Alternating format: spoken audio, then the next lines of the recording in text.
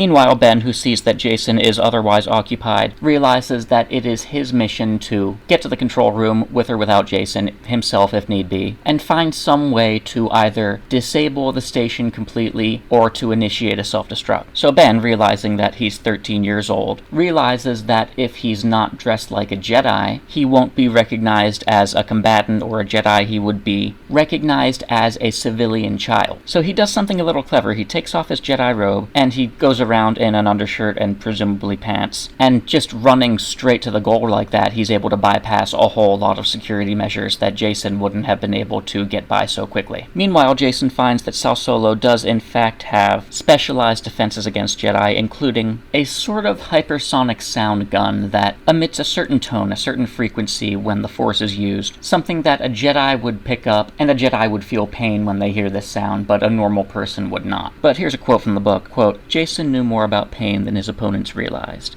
At the height of the Yuuzhan Vong War, he'd been a prisoner for months, subjected to their treatments and customs of self-inflicted agony. He had learned to function within their embrace of pain and other rituals that would break beings not accustomed to such hardships. A sudden infliction of pain could surprise him, surely, but it couldn't keep him down." And that's just one of the ways that Jason's time being a prisoner of the Yuuzhan Vong has shaped him, has honed his personality and his techniques, his abilities. And that's probably one of the ways that Luke Skywalker was talking about him being a more versatile Jedi than most. And we see it pay off here. But while Jason is dealing with Sal Solo, Ben makes it to the control room, does a little bit of sneaky Jedi business to get past the guards at the door to the control room, the central control room for the entire station, makes his way inside, and he finds something very strange indeed. He finds a robot, a droid as the Star Wars universe calls it. This droid believes that it is the deceased Anakin Solo. The droid has been programmed with the brainwaves of Anakin Solo. In fact, it even has a collection of magnetic tricks that it can play that on the surface might seem like the droid is force sensitive, but Ben recognizes that it's only magnets arrayed in the room. Even the security cameras in the room, the droid does have access to that footage, but the security cameras have been altered in order to present the droid as appearing to be human. Ben, of course, who has not seen Anakin since he was 1 year old, Ben is faced with a few weird feelings about this, but he tries to convince the droid that it is a droid. And he does this by taking out one of his own cameras and having the droid record a short video of things that the droid wants to say to Anakin's parents, Han and Leia.